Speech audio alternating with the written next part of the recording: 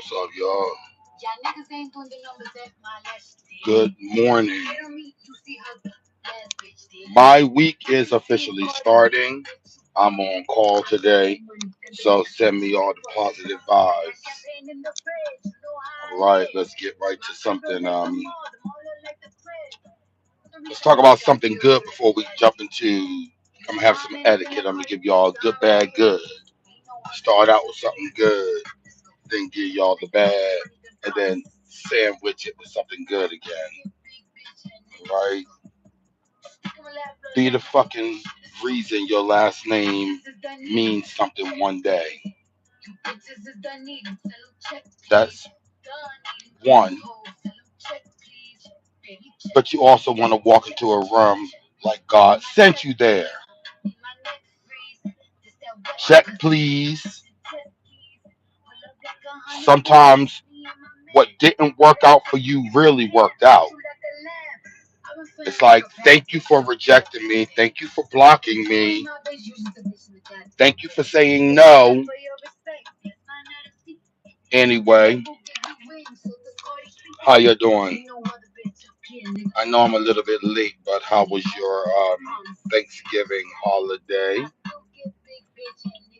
Hopefully it was a good one. Um, let's jump right into the hot topics. So some hot topics today is Funky Dineva. You know Funky Dineva. I thought it was I didn't think it was AI, but I was kind of shocked when, and that's something that he needed to do because you have to be transparent with your fans. But he was saying that he has to get his prostate removed robotically, um, have a robotic prostate removal, um, because he had precancerous cells in his prostate, and he would have to get a little radiation and all that, right? So I saw that and I was just like, damn, that is sad to see that. But what I was thinking people was already out there saying, because Roland Ray passed away a day before his birthday, which was like September the 3rd or something like that. And Funky Dineva was the first one to jump out there and be on some. He heard that Roland Ray died, but he don't give a shit. And then now he has this bad news that he has, you know, um, possible prostate cancer, but he will have to undergo radiation. So anytime you have to undergo radiation, that means that it's a little bit worse, right? Anyway, it did not stop him from getting up there and dragging Tamar. I literally also was thinking, damn, Funky Dineva also was dragging Tamar when she was in the hospital or whatever. Had the girl begging, telling him, asking him to leave her alone while she healed or whatever, you know. But Funky Dineva did not let up off of her and got back on that ass today or yesterday or whatever, last night. I'm gonna let you guys go and check out most of the video, but I'll go ahead and put together what I have and let you guys listen to it or whatever. Because to say the least, it is a hot mess. Um, let's go ahead and get into some of what he said. You want a video shoot in your booty shorts, sitting on top of him meeting us up at restaurants every time we met up. I was very uncomfortable with it. And if we're gonna tell it, let's tell it all. So since you was throwing a party for a friend's birthday party, video shoot in your booty.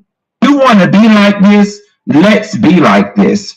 Part of the problem with this whole thing was, Tamar, is that I was never comfortable with the relationship that you and Mendices had in front of me. Okay, all of that you want to be like the video shoot in your boot in your. Do y'all want to know why I did not get out the car and go upstairs with Tamar when we got back to her house? Because after her and that DC's got through kissing in the back of that goddamn car, I figured they wanted to be up there privately. That is why when we got dropped off at Tamar's house, I did not go upstairs. I got in my damn car and went home because you was sitting on his lap in that goddamn Uber and y'all ass was kissing. Okay, and the shit made me damn uncomfortable. Okay, now if you know who happened and what happened to your damn teeth, it's Mendices and his best friend because they was the ones who went upstairs with you. Now I don't know whether they were stuck in your ass from the back and ran your head through the headboard or what. Okay? But if anybody needs to be investigated on what happened to you in your damn teeth, it needs to be Mendices and his friend because that's who went upstairs with you. Okay? All right. So with that being said, Funky Making me the baddest bitch alive. Junkie Dineva couldn't wait to say that.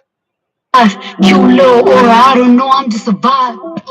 Tamar knew what she was doing when she decided to. Who does that? Who would sit in front of Funky Dineva and kiss and all this shit in a secret relationship with Yandy's boyfriend, husband slash boyfriend? Who would do all of this in front of Funky Dineva? It's like Funky Dineva is mouthpiece number one or whatever. Or maybe Tamar thought Junkie Dineva was just so high that he wouldn't remember, or I have no idea. But why did you wait on? Why did you wait for months before you dropped this T, Funky Dineva? If it's any validity to it, that's one question I have for you. If it's any validity to this situation with Tamar getting the train ran on her by Mandices and his homie or whatever, if it's anything, if that's true, right? Like, how how is that true? How, that's all. That's my question to you, Funky. Um, is that considered valid because you're on Mad Day? You're doing the same shit that that Kelly Price did on Mad Day. She was on Mad Day, and Kelly Price decided to jump out there and say that some guy in the music industry, mind you, she's keeping the guy's name hidden. She's not saying his name, but she's like Maya. She dragged Maya's name out there. One of the most unproblematic people in the music industry when you think of, you know, R&B beefs and shit. Never hear this lady's name in nothing. But Kelly Price, who's clearly going through something other than insecurities and always wearing comfortable clothes, like even when she's performing, like you have to be uncomfortable sometimes, Kelly. Yeah, you could sing, but give us some looks or something. So go to that guy who's he dressed. His name's Styles Bob Bolton. He styled SWV. He revived them. He revived Total. Um, Currently with their style, Kelly, that's what you need to do. You need to go to them because you're doing the same thing that Funky Dineva is doing on Mad Day. Now you're calling out all this shit, but that's how people roll on Mad Day. Motherfuckers will drag your name all through the streets. That's what people would do for you on Mad Day. Now, traffic is kind of bad. Let's talk about married to messiness because these Negroes married to messiness, literally, because messy, messy, messy, messy, messy, messy. Dr. Heavenly didn't even show up. Maybe because her son went through whatever he went through. But to say the least, Toya is definitely out there putting all the business on Front Street. But I will not ruin it for you guys. I'll let you guys recap that on your own. I talked about what I wanted to talk about. Um, but you guys check it out and just look at the breakup of friendships and newfound voices. Dr. Mimi, who we thought was a deaf sign language interpreter, now she is the most vocal. And she has a new good friend, Quad. So that kind of makes sense why we see Dr. Contessa kind of take the back seat, at least for this episode. You know, her arch nemesis is Heavenly, so Heavenly wasn't there to fight with her. So you did not hear her say almost anything. Okay. Anyway, y'all have a good day on purpose. Be easy breezies.